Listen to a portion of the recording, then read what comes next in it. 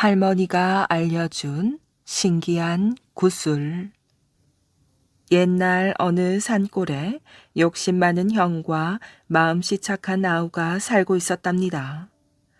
아버지에게 물려받은 재산을 혼자 차지한 형은 아무 걱정 없이 잘 살았지요.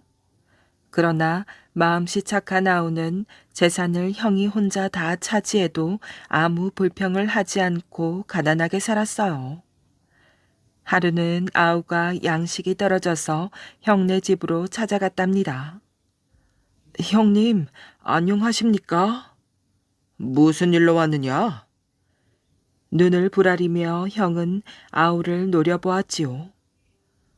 죄송합니다만 먹을 양식을 좀 꿀까 하고 왔습니다. 뭐라고?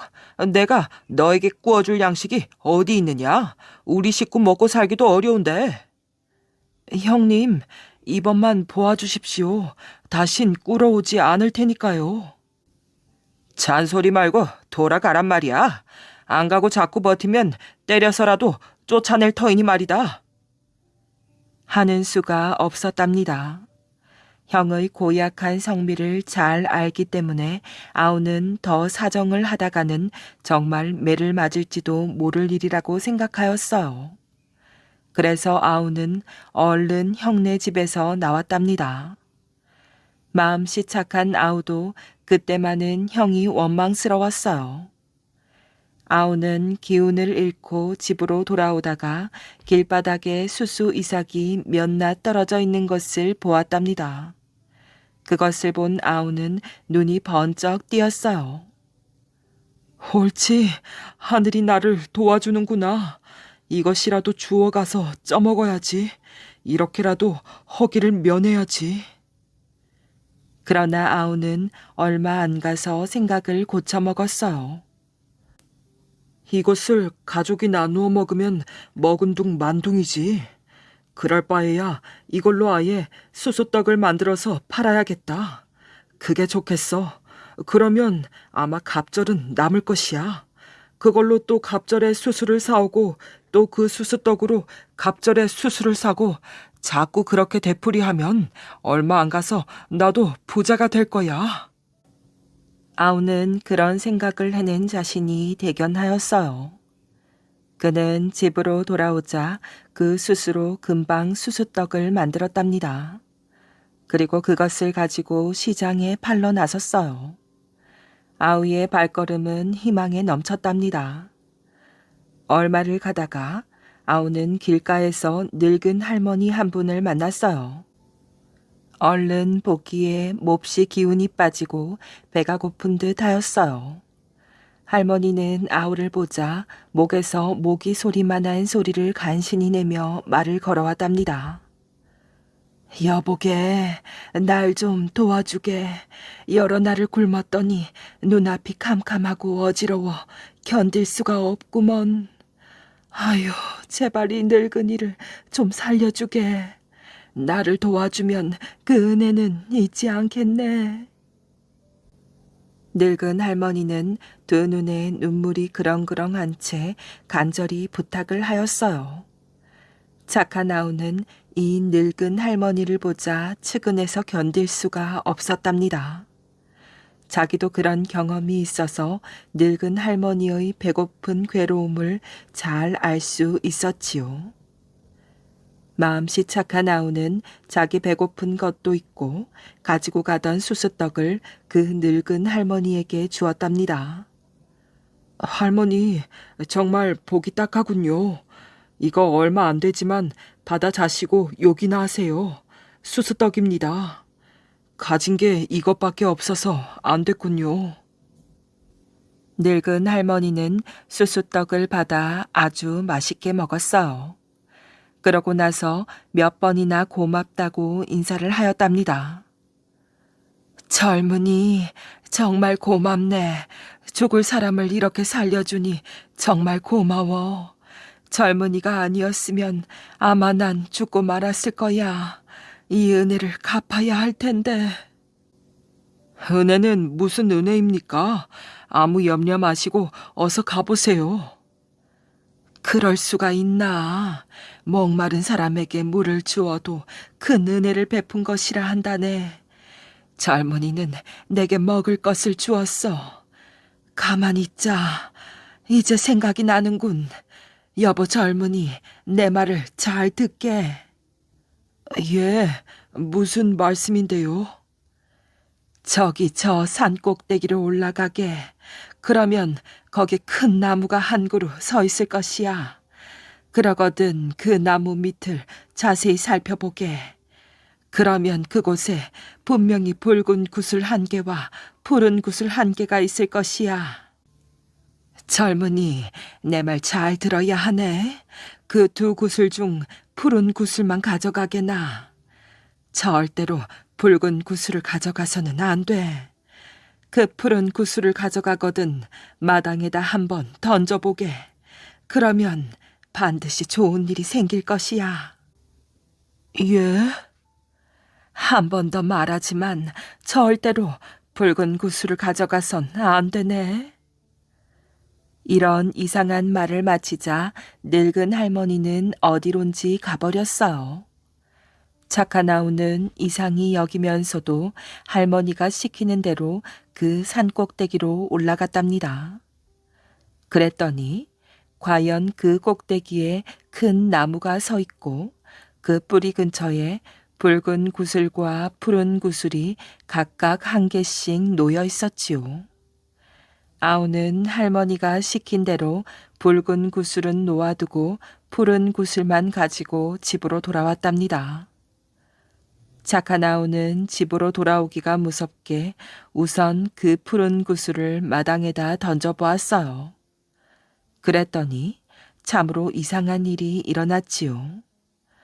어디서 났는지는 몰라도 살이 찐 큰 황소 한 마리가 마당에 우뚝 서 있지 않겠습니까? 착한 아우는 하도 신기해서 그 구슬을 주워 다시 던져보았어요. 그랬더니 또 아까처럼 큰 황소가 우뚝 나와 섰답니다. 착한 아우는 하도 재미가 나서 연거푸 자꾸 던져보았더니 그럴 때마다 황소가 한 마리씩 생겨났어요. 아무리 생각해도 신기한 일이었지요. 착한 아우의 마당이 비좁을 만큼 많은 황소들이 가득 찼답니다. 이것을 본 착한 아우는 그때서야 아까 그 늙은 할머니가 예사로운 할머니가 아니란 것을 깨닫게 되었지요. 착한 아우는 금방 부자가 되었어요. 가난하게 살다가 갑자기 부자가 된 가족들은 기뻐서 어쩔 줄을 몰랐답니다. 착한 아우가 부자가 되자 그 소문은 온 동네에 널리 퍼졌어요. 그 소문이 마침내 욕심 많은 형네 집에까지 전해졌답니다. 소문을 전해 듣자마자 욕심이 생긴 형이 착한 아우 집으로 찾아왔어요. 그리고 부자가 된 까닭을 꼬치꼬치 캐물었지요. 그러자 착한 아우는 숨김없이 늙은 할머니를 도와준 일과 푸른 구슬 때문이라고 다 말해주었어요. 아우한테서 자세히 설명을 들은 욕심 많은 형은 금방 그 산꼭대기로 올라가 보았지요. 너무 급히 달리느라 숨을 헐떡거리며 산꼭대기로 올라가니 아우가 말한 대로 과연 큰 나무 밑에 붉은 구슬과 푸른 구슬이 각각 한 개씩 놓여 있었답니다. 이것을 본 욕심 많은 형은 금방 입이 벌어졌어요. 형은 욕심이 일어났지요. 저 붉은 구슬 속에도 틀림없이 좋은 것이 들어있을 것이야. 이렇게 생각하고는 푸른 구슬과 붉은 구슬을 다 가져가기로 하였답니다. 형은 집으로 돌아오면서도 착한 아우를 속으로 비웃었어요. 두고 보라지. 어디 제 놈만 부자가 되나? 그놈은 구슬 한 개로 부자가 되었지만 난 구슬이 두 개야. 어림도 없지. 형은 집으로 돌아오자 우선 푸른 구슬부터 던져보았답니다. 그랬더니 아니나 다를까 아우의 말과 같이 큰 황소가 나왔답니다. 형은 기쁨을 참지 못하면서 이번에는 붉은 구슬을 던져보았어요. 그러나 이번에는 뜻밖의 일이 생기고 말았답니다. 그 붉은 구슬에서는 어마어마하게 큰 호랑이 한 마리가 뛰쳐나왔어요. 그러더니 먼저 나온 황소를 잡아먹고 어디론지 사라져 버렸지요. 참으로 뜻밖의 일이었어요. 욕심 많은 형은 뭔가 잘못된 것이라고 생각하고 한 번 더 붉은 구슬을 던져보았답니다. 그러나 이번에도 마찬가지였어요. 아까와 똑같은 큰 호랑이가 뛰쳐나왔지요.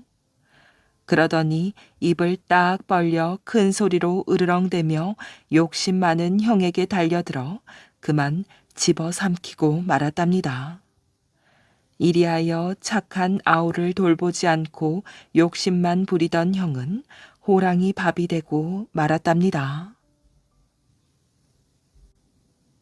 터진 달걀. 옛날 어느 곳에 무식하면서도 성미가 매우 급한 한 농부가 있었답니다. 농부는 처음으로 많은 닭을 쳤답니다. 닭들이 커서 매일 알을 낳자 성미가 급한 농부는 이렇게 생각하였어요. 닭이 매일 한 개씩 거르지 않고 알을 낳는 걸 보면 아마 저 뱃속에 많은 알을 가지고 있나 봐.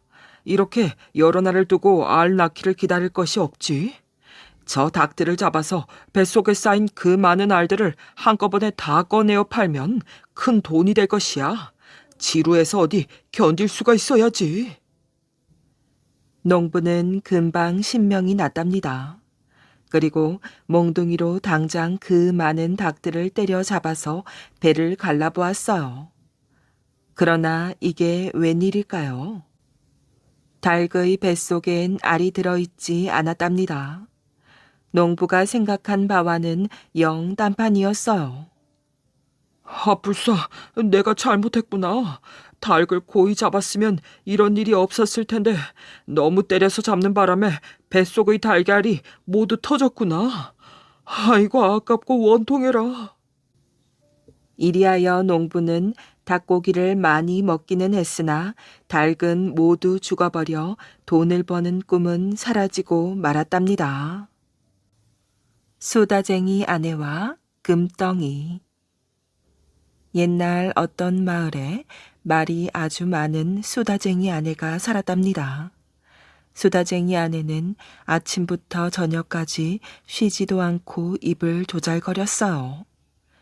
하는 말마다 엉뚱한 말에다 들었거나 보았거나 안 들은 얘기도 막 털어놓았지요.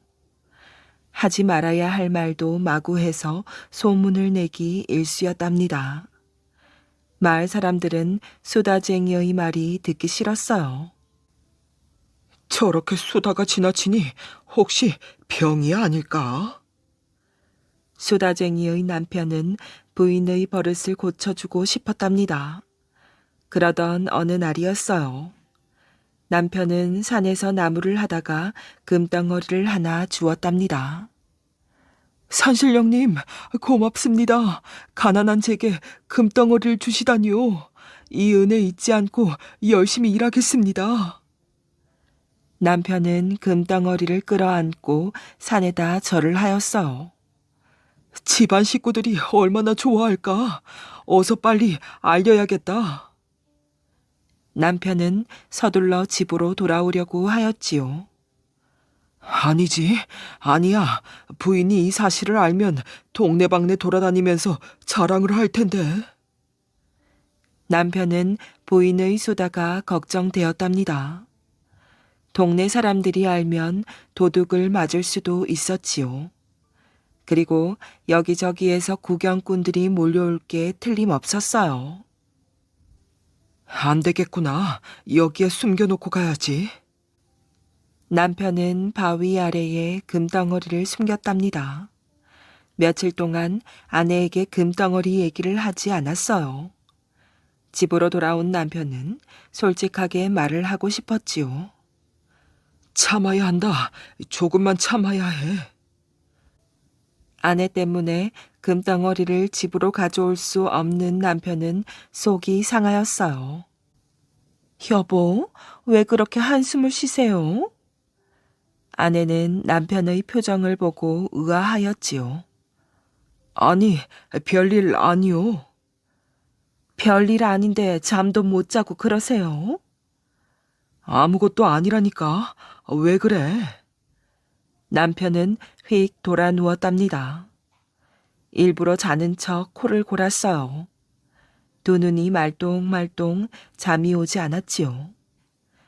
이튿날 남편은 도시락을 싸들고 나무를 하러 산으로 올라갔어요. 산에 도착하자마자 금덩어리를 묻어두었던 나무 밑을 파보았지요. 누런 금덩어리가 땅 속에서 나왔답니다.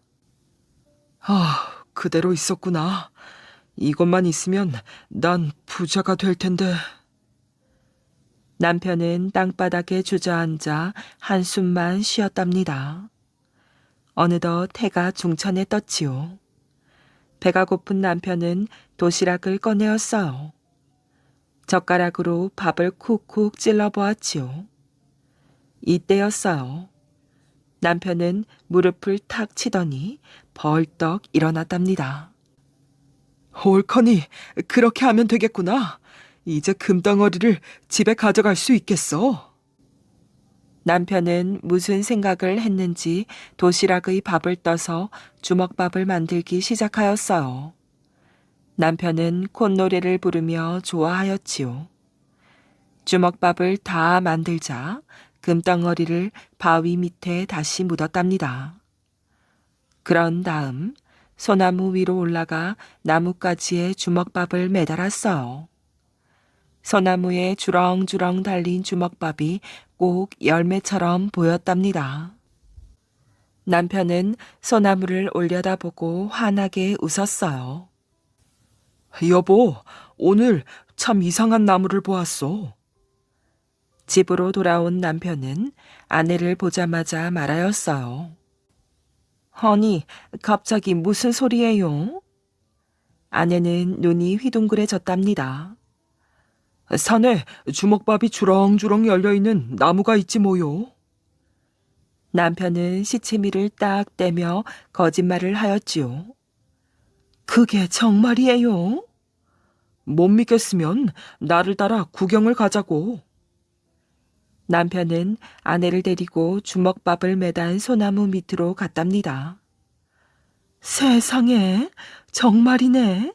주먹밥이 주렁주렁 달렸어요. 아내는 손가락으로 주먹밥을 가리켰답니다. 저 나무만 있으면 농사를 짓지 않아도 되겠는걸요? 신기한 소나무를 본 아내는 펄쩍펄쩍 뛰며 좋아하였지요. 다음 날 아내는 온 동네를 돌아다니며 주먹밥이 달린 나무 얘기를 하였어요. 아니, 그런 나무가 세상에 어디 있단 말인가? 그러게 말이야. 말도 안 되는 거짓말 말아요. 동네 사람들은 전혀 믿지 않았지요.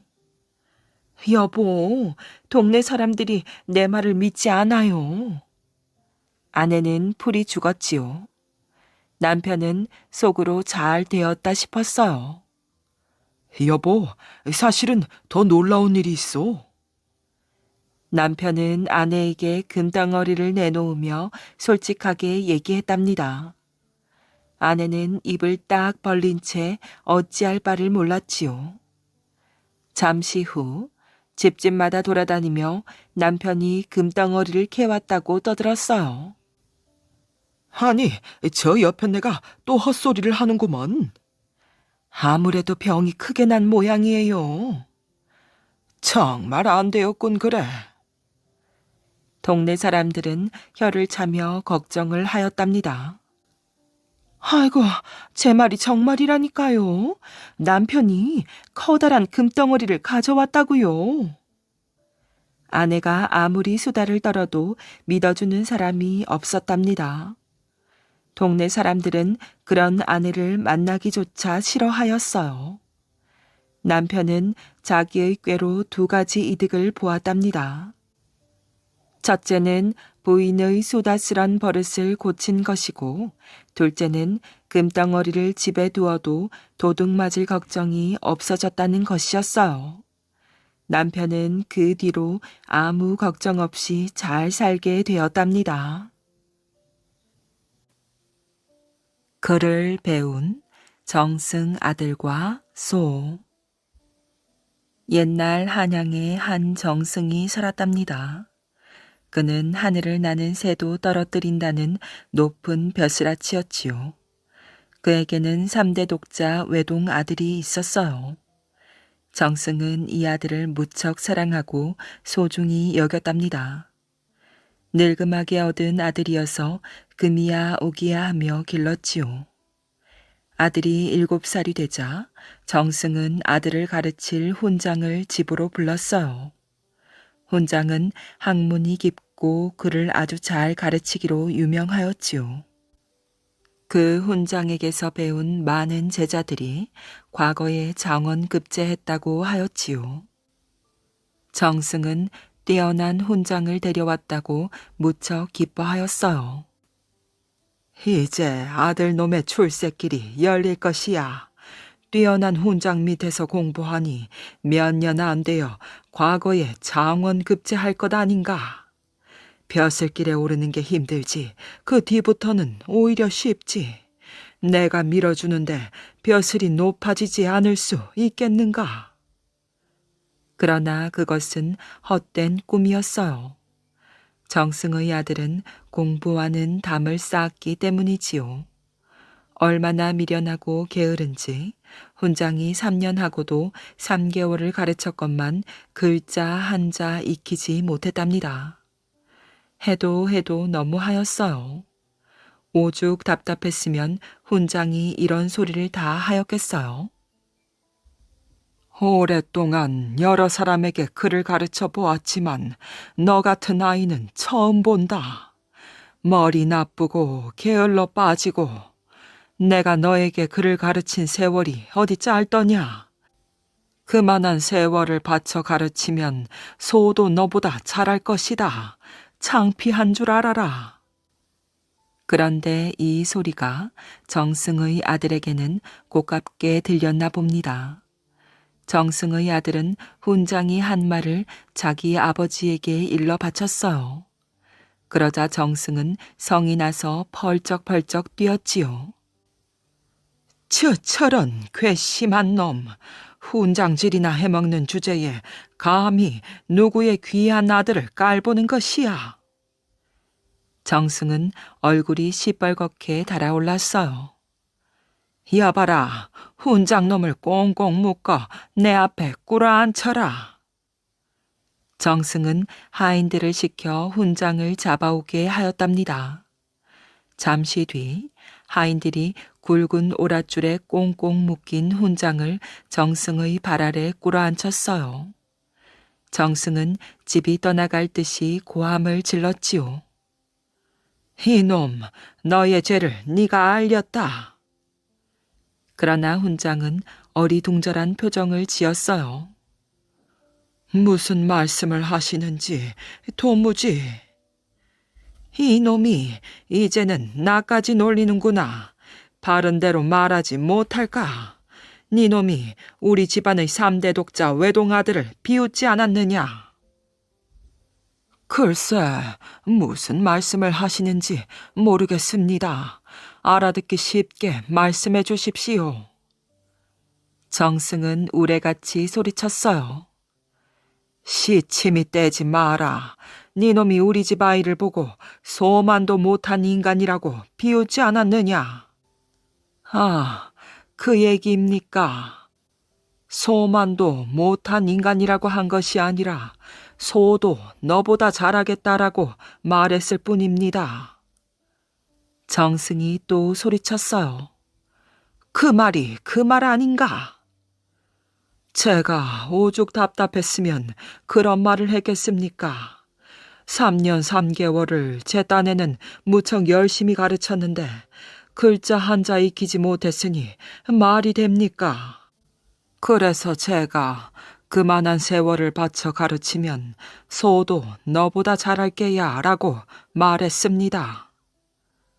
훈장은 답답한 심정을 털어놓았어요. 그러자 정승은 더욱 성난 얼굴로 이렇게 말하였지요. 분명 3년 3개월을 소에게 가르치면 소가 내 아들보다 잘할 것이라고 했겠다. 좋다. 내가 3년 3개월의 기한을 줄 터이니 그때까지 그것을 증명해 보여라. 만일 그렇게 하지 못하면 너는 결코 살아남지 못하리라. 정승은 말을 마치고 훈장을 풀어주었어요. 그리하여 훈장은 그날부터 소를 가르치게 되었답니다. 소는 날마다 훈장에게 불려와 글을 배웠어요.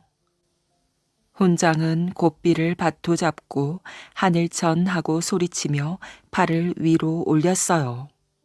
그러자 소의 머리도 따라서 올라갔지요. 따지 하고 소리치며 훈장은 팔을 아래로 내렸답니다. 그러자 소의 머리도 따라서 내려갔지요. 훈장은 이 훈련을 오랫동안 소에게 시켰어요.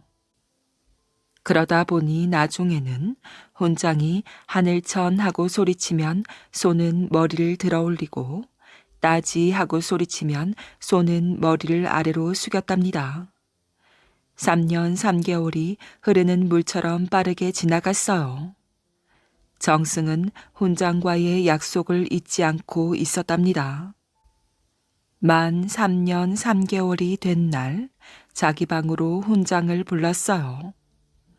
그래, 그동안 소에게 글을 가르쳤느냐? 정승이 묻자 훈장이 자신 있게 대답하였지요. 예, 가르쳤습니다. 직접 보여드리지요. 훈장은 소를 데리러 외양간으로 갔어요.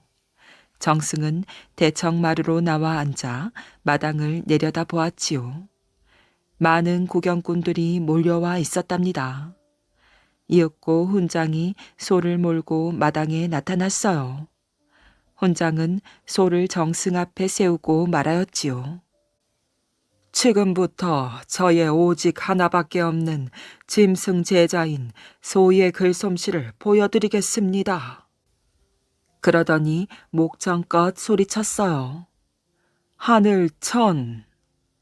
이 말을 듣자마자 소는 재빨리 머리를 높이 쳐들었지요. 하늘에 눈길을 박은 채 꼼짝도 하지 않았답니다. 이 광경을 보고 구경꾼들이 감탄해서 소리를 질렀어요.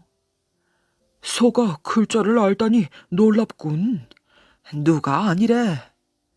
훈장은 또 목청껏 소리쳤어요. 따지. 이 말이 떨어지기 무섭게 소는 머리를 땅에 쳐박았지요. 구경꾼들은 벌린 입을 다물지 못했답니다. 정승도 넋이 빠져 있었어요. 훈장이 말하였어요. 대감마님 어떻습니까? 똑같이 3년 3개월을 가르쳤습니다. 그런데 대감마님 아드님은 글자 한자 모르고 소는 하늘, 천, 따지 두 자나 합니다. 누가 잘났는지 이제 증명이 되지 않았습니까? 정승은 할 말을 잃었답니다. 부끄럽고 창피하여 얼굴이 벌겋게 되었지요. 소보다도 못한 놈, 이놈을 그냥... 정승은 못난 아들을 야단치려고 슬그머니 방 안으로 들어가 버렸답니다. 저승에서 부르는 두 번의 신호. 옛날에 사람이 많이 사는 동네에서 그럭저럭 밥이나 먹고 살던 사람이 죽어서 저승에 갔답니다. 저승이라고 해서 이승과 별다른 것이 아니라 거기도 집이 있고 성이 있고 길이 나 있었어요. 이 사람이 길을 따라서 성을 찾아가니 성문 앞에서 사물을 보던 사람이 이 사람을 보고 아른 체를 하였지요. 저승에 가서 아는 사람을 만난 것이었어요. 아니, 아무개 아닌가? 자네가 여기에 웬일인가? 글쎄, 자고 일어나니까 내가 저승에 와 있네 그려.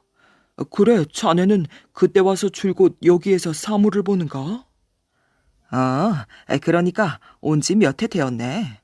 그때 자네가 나 죽었을 때 문상을 와서 대단히 고마웠네. 내가 의리 있는 자네에게 고마운 인사를 하고 싶었으나 저승과 이승이 워낙 멀다 보니 인사를 하지 못하였네. 그러면서 마침 자기가 사무 보는 일을 담당할 때 저승을 들어오게 되었으니 어려운 일이 있으면 말하라고 하였어요. 지금 저승에서 사무를 보는 사람은 이승에 있을 때 원님 앞에서 글을 쓰며 사무를 보던 사람이었지요. 그러니 살아서 가진 재주를 죽어서도 활용하는 것이었어요. 자네와 친하니까 말인데 갑자기 내가 저승에 오게 되어 여간 섭섭한 것이 아니네. 죽을 때를 미리 가르쳐 주었더라면 어른들께 두루 인사도 하고 처자식이 먹고 살 방안도 마련했을 것인데 갑자기 죽게 되어 참으로 걱정이네. 이승에 다시 한번 나가서 살다가 돌아왔으면 좋겠네. 저승석이는 이러한 부탁을 받자 한참 생각을 하였어요. 자네 청을 들어주면 내가 염라대왕에게 혼이 나네. 사람의 머릿수가 하나라도 부족하면 내 잘못이기 때문이지. 지옥에 갈 것을 극락에 보내달라면 내 어찌 해보겠네마는 죽은 사람을 다시 살려보낸다는 것은 저승의 법에 따르면 벌을 받는 일이라네. 그야 그렇겠지. 그런데 한 번만 세상에 나가서 사람답게 살고 싶은데 안 되겠는가? 저승석이는 오랫동안 망설였어요. 그러다가 말을 하였지요. 자네 청을 들어주겠네.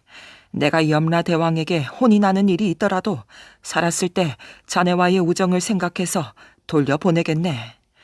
특히 내가 죽었을 때 장례를 치러준 자네 은공을 내가 모르겠는가? 어서 이 길로 곧장 가게나. 끝에 가면 문이 있을 것인데 문을 열고 나가면 된다네. 이리하여 죽은 사람은 다시 살아날 수 있었답니다. 이 다음에 자네가 나를 저승에 부를 때 2번만 신호를 보내주게나. 곧 죽을 때가 되었으니 몸조심을 하라고 말일세. 그거야 어렵지 않지. 건강을 생각해서 부디 몸을 무리하지 말고 남하고 원수지는 일을 하지 말게나. 아무렴 명심하겠네. 그래서 그 사람은 자기 소원대로 이 세상에 다시 살아나왔답니다. 나올 때 저승석이가 자기 가족을 부탁할 줄 알았더니 그런 부탁을 하지 않았어요. 오직 친구를 살려보내기 위하여 자신을 희생하는 저승석이가 무척 고마웠지요. 죽었던 사람이 살아나서 조상을 치르려던 사람들은 모두 놀랐어요. 보라고, 죽은 사람이 간혹 살아나는 수가 있으니 3일 동안은 장례 준비만 하고 땅에 묻지 않는다고 하지 않았던가. 이렇게 말하는 노인이 있었어요. 바로 자기 아버지였지요. 부모보다 먼저 죽는 것은 불효라고 한답니다. 낳은 자식을 땅에 묻어야 하는 부모의 마음이 오죽 아프겠어요. 그런데 죽은 사람이 살아났으니 기적이라고 아니할 수가 없었지요. 살아난 사람은 저승에서 만난 저승석이의 이야기를 하면서 앞으로는 정신을 차려 잘 살아보겠다고 하였어요. 못다한 효도를 하면서 이웃과 사이좋게 지내고 저와 자식을 잘 돌보고 저승석인의 유가족을 도와주겠다고 말하였지요. 허허, 그럭저럭 살던 사람이 저승을 갔다 오더니 사람이 달라졌네 그려. 그렇다면 저승에 가볼 만도 하네 그려. 예끼 이 사람아, 저승서기를 알아야 살지.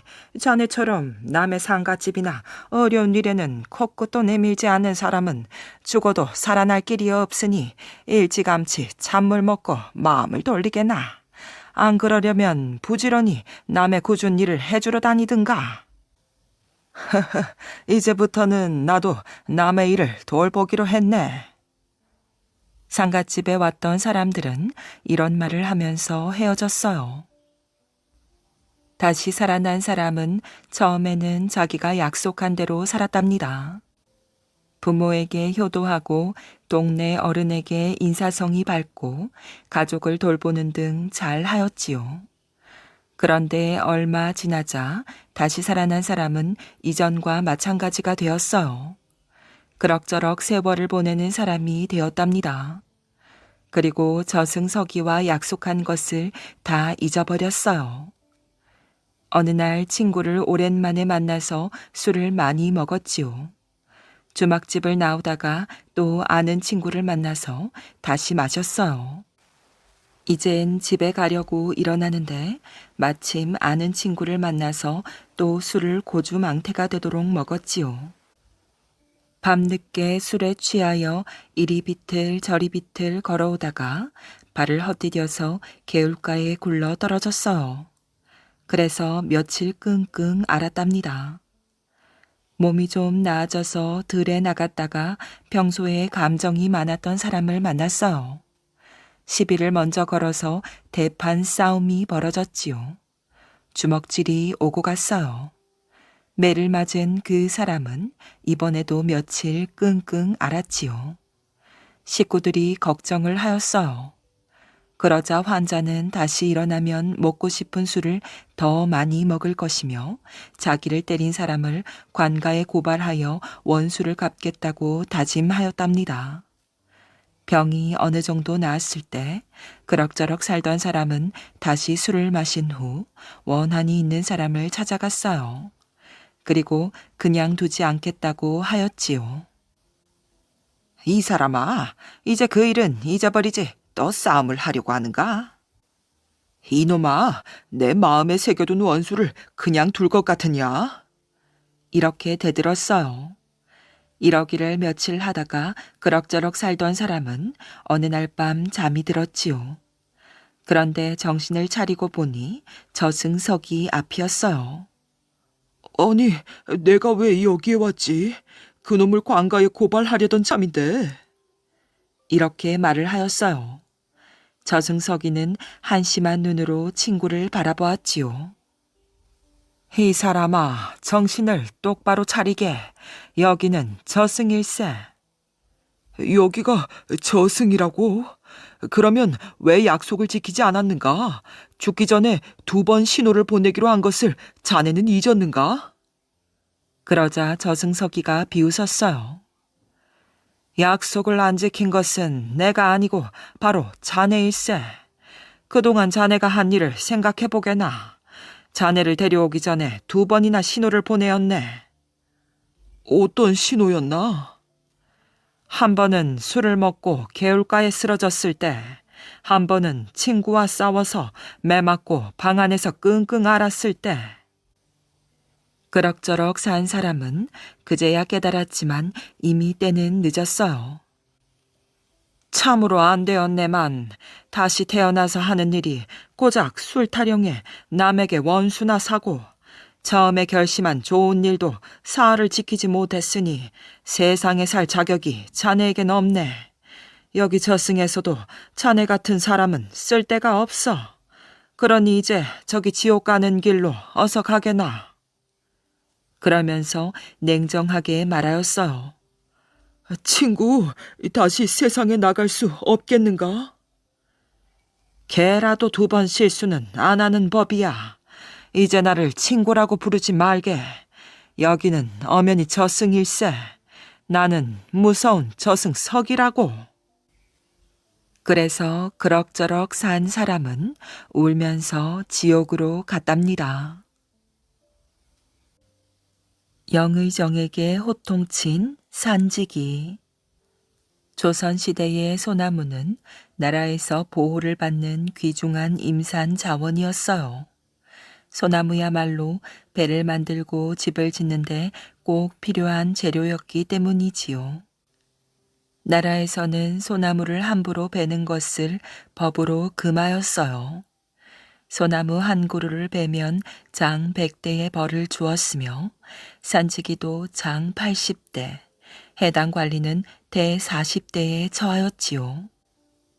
소나무가 있는 산은 산지기를 두어 관리했는데 한양과 도성박 심리는 한성부, 지방은 수령과 만호가 맡았어요.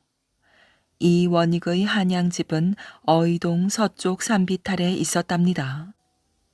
어느 날 이 원익이 집 마당에 앉아 돗자리를 짜고 있었는데 산지기가 어린아이를 데려왔어요. 영감, 이 아이가 산에 함부로 들어가 소나무 가지를 꺾었소. 관가에 데려가 벌을 주어야겠으니 내가 다시 올 때까지 잠시만 맡아주시오. 산지기는 이 원익이 영의정이라는 것은 짐작조차 못하였지요. 보잘것없는 옷을 입고 돗자리를 짜고 있으니 가난한 늙은이 정도로만 알았답니다. 산지기가 자리를 뜨자 아이는 눈물을 펑펑 흘렸어요. 이 원익이 아이에게 왜 소나무 가지를 꺾었느냐 하고 묻자 아이는 집에 땔감이 떨어져서요 라고 대답했어요. 이 원익은 아이가 불쌍해서 집에 있는 땔감을 챙겨주며 말하였지요. 산지기가 오기 전에 얼른 집으로 돌아가거라. 안 돼요. 제가 가면 산지기가 할아버지를 가만두지 않을 거예요. 나는 괜찮다. 걱정 말고 돌아가렴. 이원익은 아이를 타일러 집으로 돌려보냈답니다. 다음날 아침 산지기가 이원익의 집을 찾아왔어요. 영감, 아이를 어디에 두었소? 당장 내놓으시오. 불쌍한 아이요. 아무리 죄를 지었어도 그런 아이를 관가로 끌고 가 벌을 주어서야 되겠소. 내가 잘 타일러서 돌려보냈으니 그리 아시오. 뭐라고? 이 영감이 제정신인가? 범인을 풀어주면 어떻게 하오? 산지기는 펄쩍 뛰었어요. 그때 의정부에서 하인들이 영의정 대감을 모시러 왔답니다. 네 이놈, 무례하게 무슨 짓이냐? 이분은 영의정 대감이시다. 하인들이 이 원익의 신분을 밝히자 산지기는 새파랗게 질렸어요. 그게 정말입니까? 죽을 죄를 지었습니다. 산지기는 손이 발이 되도록 빌다가 불이 나게 도망쳤답니다. 선조가 딸에게 준 발 2장. 정숙 옹주는 조선 제14대 선조의 셋째 딸이에요. 선조와 인빈 김씨 사이에서 태어났지요. 정숙 옹주는 어려서부터 매우 똑똑하였어요. 선조는 옹주를 앉혀놓고 그를 가르칠 정도로 사랑하였지요. 옹주는 그 사랑에 보답이라도 하듯 열심히 책을 읽고 글을 지었답니다. 그 문장이 얼마나 좋은지 보는 사람마다 칭찬을 하였어요. 정수공주가 12세가 되자 선조는 이런 생각을 하였지요. 옹주가 책을 좋아하고 글을 잘 지으니 장차 문장가로 이름을 떨칠 사람과 혼인을 시키는 것이 좋겠어. 선조는 사윗감으로 누가 좋을지 알아보았어요. 그랬더니 그 아버지의 그 아들이라고 문장가로 유명한 신흠의 아들 신익성이 문장이 뛰어나다고 소문났답니다. 그래서 선조는 내관을 신익성에게 보내 시 한 편을 지어 바치라고 명하였어요. 신익성은 그 자리에서 시를 지어 내관에게 건넸는데 선조는 그 시를 받아 읽고 무릎을 치며 감탄했답니다. 시가 아주 훌륭하구나.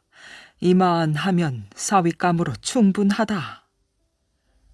선조는 신익성을 부마로 간택하여 정수공주와 혼인을 시켰답니다.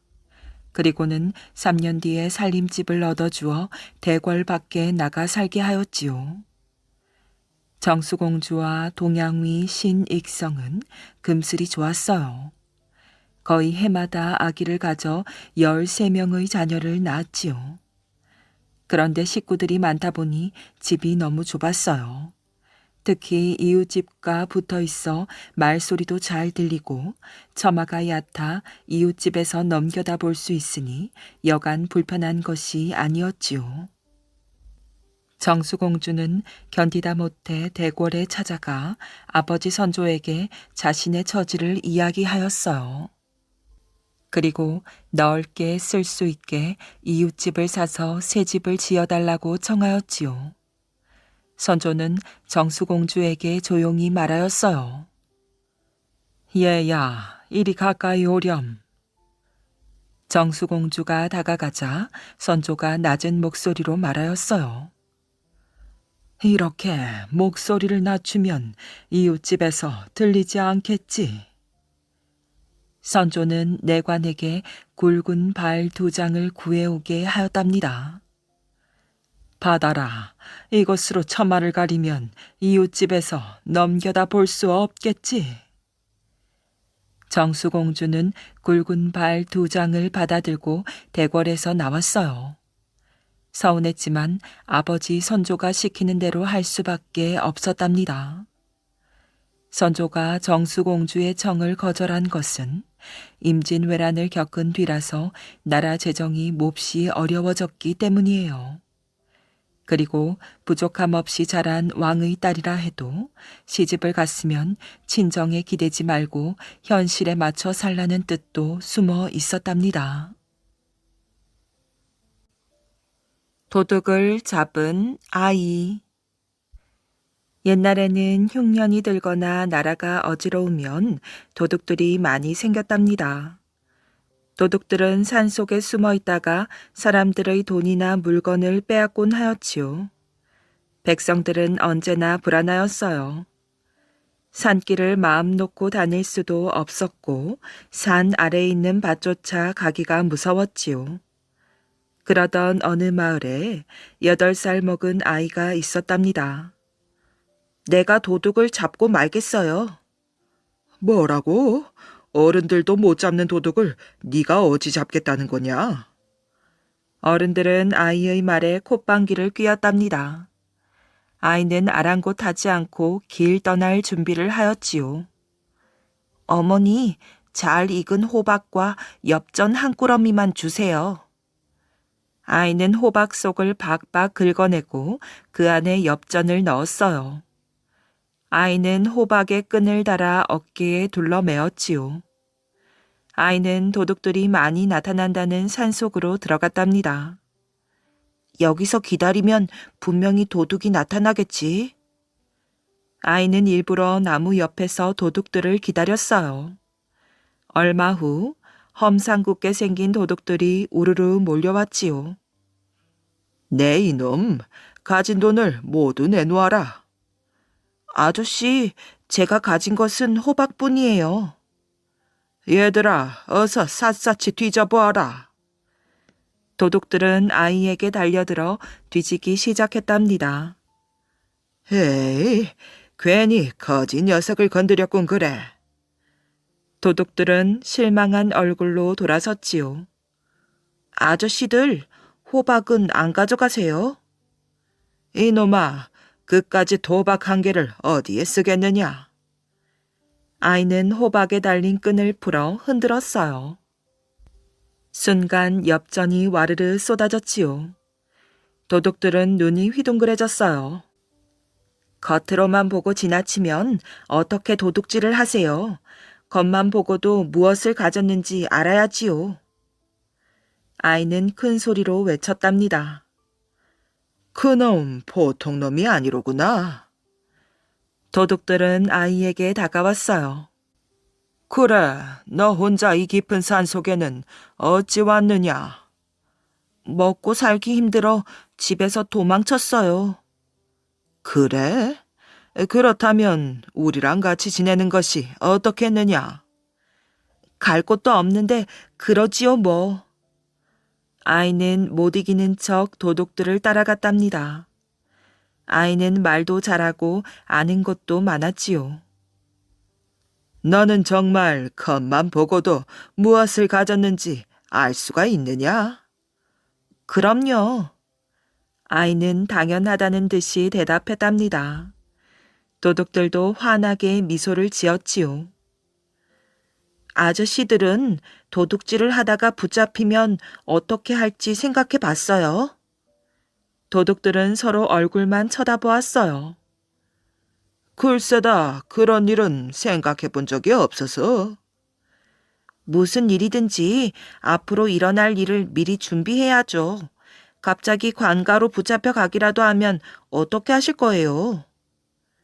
아이의 말을 듣고 보니 그럴듯했답니다. 그럴 때는 어찌해야 하느냐? 자, 이 밧줄로 몸을 꽁꽁 묶어보세요. 그런 다음 빠져나오는 법을 가르쳐 드릴게요. 도둑들은 아이가 시키는 대로 손과 몸을 묶었답니다. 이쪽 저쪽 서로 묶어주느라 야단 법석이었지요. 그 모습을 지켜보던 아이는 웃음이 나왔답니다. 제가 좀 도와드릴게요. 아이는 도둑을 묶은 밧줄을 이어서 큰 나무에다가 단단히 묶었지요. 자, 이제 됐다. 아이는 손을 탈탈 털더니 산을 내려갔답니다. 얘야, 어딜 가느냐? 밧줄 푸는 법을 가르쳐 주어야지. 조금만 기다리세요. 제가 지금 좀 급해서요. 아이는 급히 마을로 내려가 어른들을 데리고 올라왔어요. 아니, 이럴 수가? 어른들은 나무에 묶여있는 도둑들을 보고 입을 다물지 못했답니다. 그래, 어떻게 이 도둑들을 잡았느냐? 잡기는요, 도둑들은 스스로 제 몸을 묶은 거예요. 어른들은 믿기지 않는 표정이었어요. 어서 도둑을 끌고 관가로 가야겠구나. 안 돼요. 관가로 끌고 가서는 안 된다니까요. 아이는 고개를 절레절레 흔들었어요. 이 사람들이 태어나면서부터 도둑질을 했겠어요? 흉년이 들어 먹을 것도 없고 나쁜 벼슬아치들은 우리를 못살게 굴고 하니까 도둑들이 생긴 거잖아요. 어른들은 고개를 끄덕였지요. 그럼 어떻게 하자는 게냐? 이 사람들을 관가에 끌고 가면 매를 맞거나 옥에 갇힐 게 분명해요. 그러다가 다시 풀려나면 더욱 화가 나서 도둑질을 하게 될 거예요. 아이는 차근차근 어른들을 타일렀어요.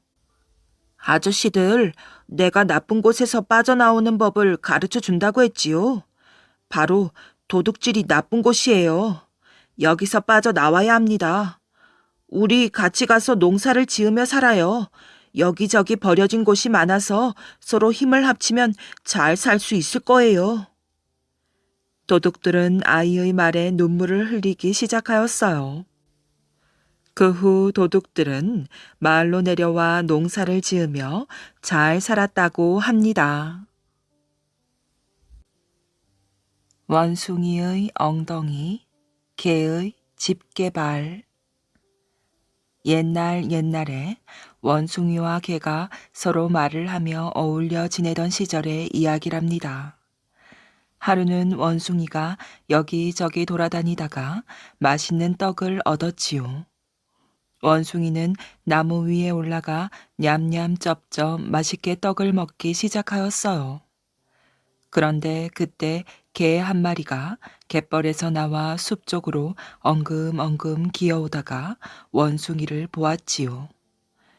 개는 나무 위를 쳐다보고 원숭이에게 말을 걸었어요. 얘, 원숭이야. 나무 위에서 뭐 하고 있니? 보면 모르니? 떡을 먹고 있잖아. 그러니? 맛있겠다. 혼자만 먹지 말고 나랑 같이 나눠 먹자. 개는 마침 배가 고파 이렇게 청하였어요. 그러나 원숭이는 거드름을 피우며 말하였지요. 뭐? 너를 언제 봤다고 떡을 나눠주니? 넌 참 염치도 없구나. 원숭이는 개를 약올리는 듯 빙글빙글 웃으며 떡을 야금야금 먹었어요. 걔는 그런 원숭이의 모습을 보니 몹시 얄미웠지요. 그래서 눈을 부릅뜨고 원숭이를 노려보았어요. 아주 못된 녀석이잖아. 제 입만 입인 줄 아는 모양이지. 두고 보자. 떡을 반드시 빼앗아 먹을 거야. 걔는 속으로 이렇게 마음을 정하고 큰 소리로 중얼거렸어요. 떡을 꿀처럼 맛나게 먹는 방법이 있는데 혹시 알고 있니? 썩은 나뭇가지에 떡을 올려놓고 먹어봐. 그럼 떡이 꿀맛일걸? 원숭이는 귀가 번쩍 뜨였답니다. 그런 방법이 있었던가? 그렇다면 나도 한번 해볼까? 원숭이는 개가 일러준 대로 떡을 썩은 나뭇가지에 올려놓았어요.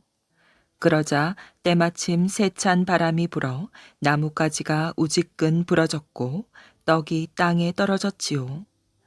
개는 이 순간을 놓치지 않고 떡을 얼른 주워 굴 속으로 들어갔어요.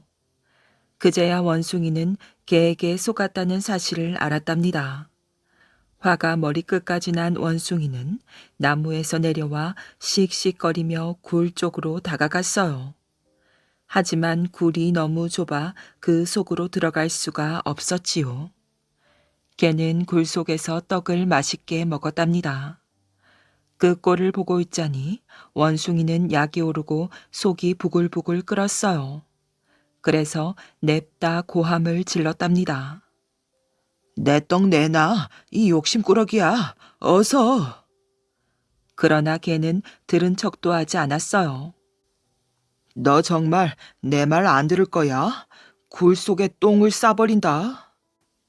원숭이는 위협을 하고는 엉덩이를 굴 속에 들이밀었어요. 그리고는 아랫배에 힘을 주어 뿡 하고 방귀를 뀌었답니다. 아니, 이게 뭐야? 지독하잖아. 개는 원숭이의 방귀 냄새가 어찌나 독한지 숨도 제대로 못 쉬었어요. 이렇게 되자 개도 화가 머리끝까지 났답니다. 요놈, 어디 맛 좀 봐라. 개는 억센 집게발로 원숭이의 엉덩이를 콱 꼬집었어요. 원숭이는 엉덩이가 얼마나 아픈지 견딜 수가 없었지요. 비명을 지르며 불이 나게 달아났답니다. 원숭이는 이때 살점이 뚝 떨어지고 털이 뜯겨 엉덩이가 빨갛게 되었어요. 그리고 개는 집게발에 원숭이의 털이 숭숭 붙어 버렸답니다.